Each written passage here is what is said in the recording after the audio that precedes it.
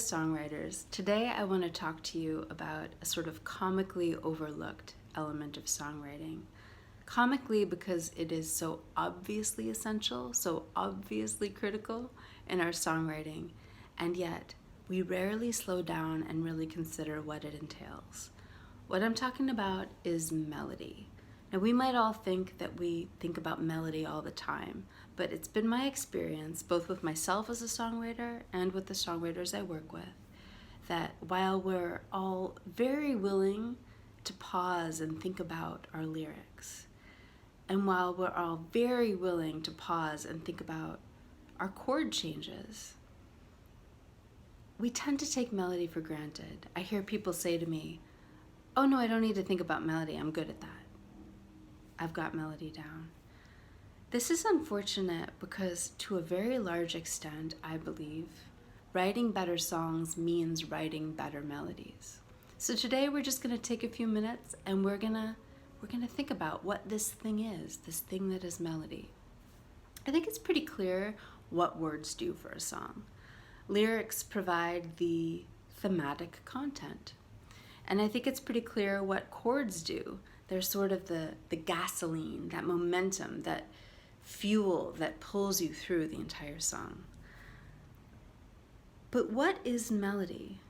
I believe melody is that emotional arc, that emotional journey. And I think it's quite possible that that's why people are hesitant to think about it. It's like, it's a little intense to look at raw emotionality head on.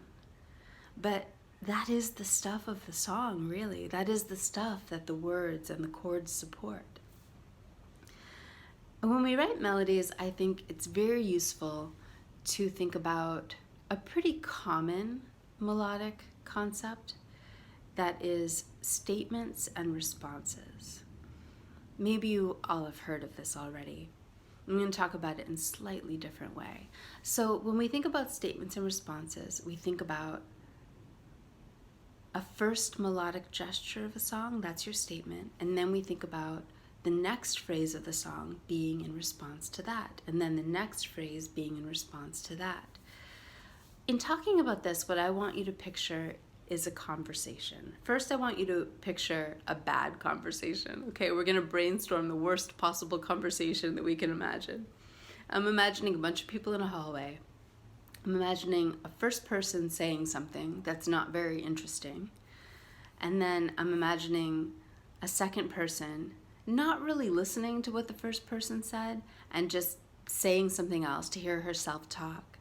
And then I'm imagining that first person eager to talk again, but not really listening to what that second person said.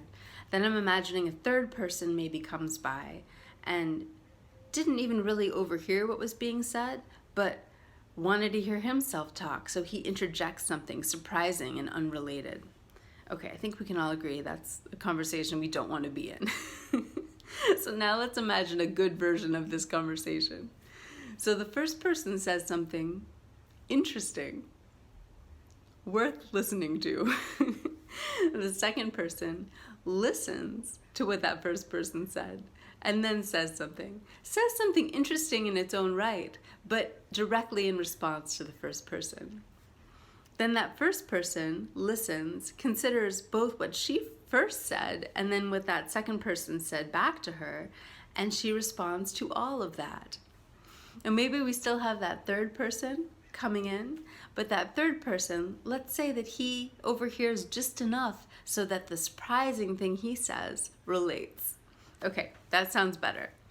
So it's probably obvious how this all connects to the idea of melody, but let me spell it out. With regards to statements and responses in melody, the first melodic gesture of the song, the first statement, let's make it interesting. Let's truly be thoughtful about that statement.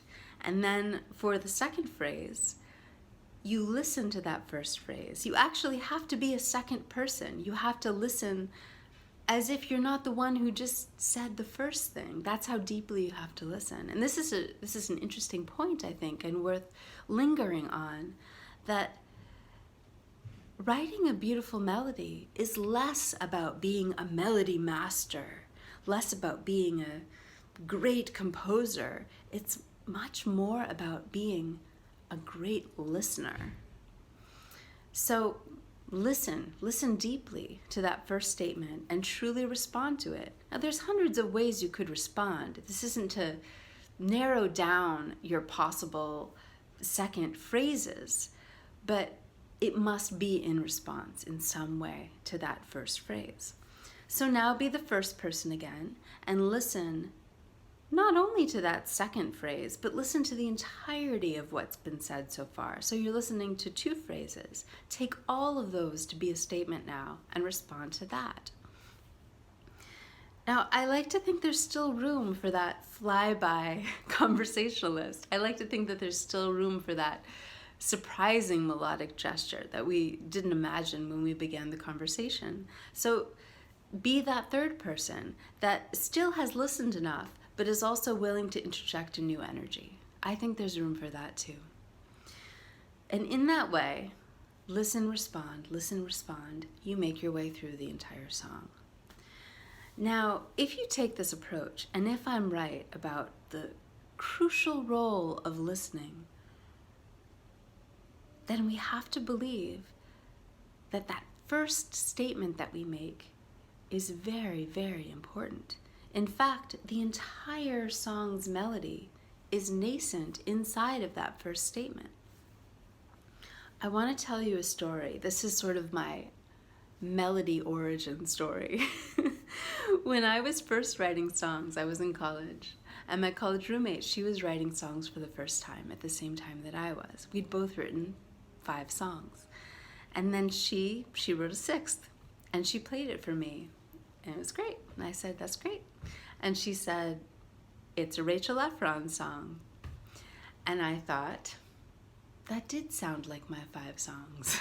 And yes, all 5 of the songs I'd written did sound the same.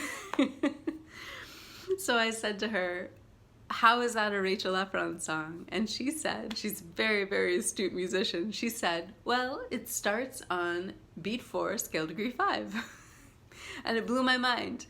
And I looked back at the 5 songs that I'd written, and behold, every single one of them started scale degree 4, scale degree 5, beat 4. And that, friends, is why they all sounded like the same song so far. Because if you begin the same way, you will write the same song over and over again. So I really took that to heart. And when I started writing my 6th song, which was in fact my 2nd actual song, because the first 5 were one song, I purposefully began differently. I mechanically made myself begin on a different beat of the measure. I began on the and of 2. And I made myself start on a different scale degree. I started on scale degree 1. And in beginning differently, I wrote differently. And that's not to say I wrote inauthentically. My 6th/2nd song was still a Rachel Efron song. I had just managed to discover a new aspect of my songwriting identity. So, this is what I suggest for you.